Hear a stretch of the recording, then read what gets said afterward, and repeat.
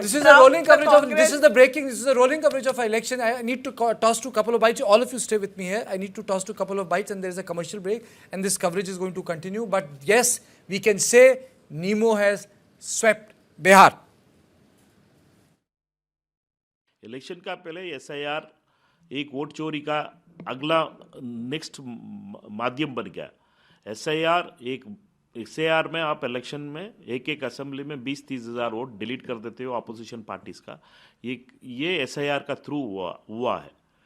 उसी SIR का बाद इलेक्शन हुआ है और इस इलेक्शन में रिजल्ट अपोजिशन वोटर्स का डिलीट होने के बाद, चुन के डिलीट होने के बाद यही रिजल्ट आना ही संभव था। और हम लोगों का प्रोग्राम अच्छा था, लीडरशिप अच्छा था, सब कुछ बिहार पिछड़ रही थी, बिहार का समस्या बड़ा था, उसका बाद भी कैसे जीत पा रही है बीजेपी और JDU? सिर्फ ये लोग SIR और वोट चोरी का वजह से ये कर पा रहे। Remember, we were not the senior partner in the alliance, and that RJD also has to look carefully at its own performance. But I will say that on a matter like this, it's very important that we look at the totality of our performance. You know, elections are about a number of factors.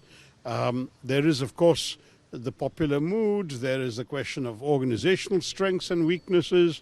There is the question of the messaging. A lot of issues which will have to be looked at and to see what went right, what went wrong. But let's wait for the final results before we make a call. The women voters were certainly given some incentives just before the code of conduct.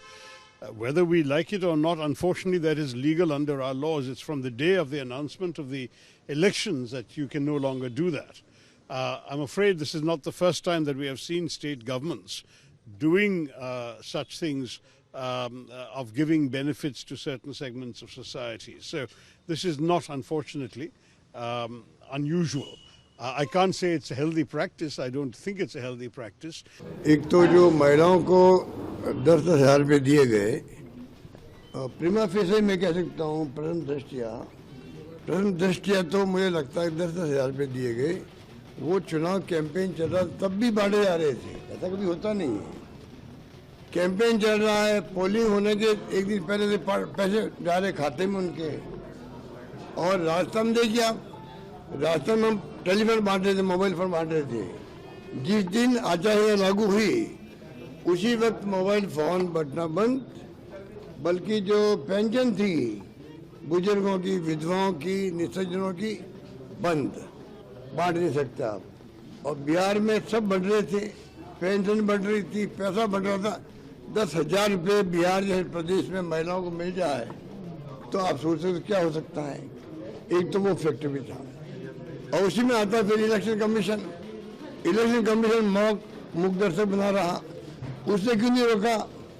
10,000 रुपये बढ़ रहे थे, चुनाव चलते हुए election commission रोकना ही था, उसको रोका ही नहीं उन्होंने। रास्ता में रोक दिया, मोबाइल फोन बढ़ रहे थे रोक दिया, पेंशन रोक दी, वहां कुछ नहीं कर रहे थे। प्रचंड बहुमत भाजपा NDA को, इस पांडव दल को बिहार की जनता ने दी है। सबसे पहले तो उनका हृदय से अभिनंदन बिहार के सभी मतदाता भाइयों बहनों का। और बिहार के लोगों ने बता दिया कि बिहार को अब विकास चाहिए, अपने बच्चों को और अपना भविष्य चाहिए। बिहार को अब जंगल राज नहीं चाहिए। बिहार को तुष्टीकरण करने वाला, परिवारवादी, घोटाला, भ्रष्टाचार करने वाला, जाति उन्माद करने वाला और अपने लठैतों से बिहार के लोगों को पिटवाने वाला, 59 नरसंहार कराने वाला, हत्या बलात्कार के आलम को लाने वाला RJD और महागठबंधन के लोगों ने, बिहार की जनता ने नकार दी है। भरोसा बिहार की जनता ने किया है तो दुनिया के सबसे लोकप्रिय नेता, भारत के कर्मयोगी प्रधानमंत्री, गरीबों के मसीहा और विकास के भगीरथ आदरणीय नरेंद्र मोदी जी पर और बिहारियों के मन में जिस प्रकार से मोदी जी बसते हैं और मोदी जी के मन में बिहारी बसते हैं, आज यह साबित होगा।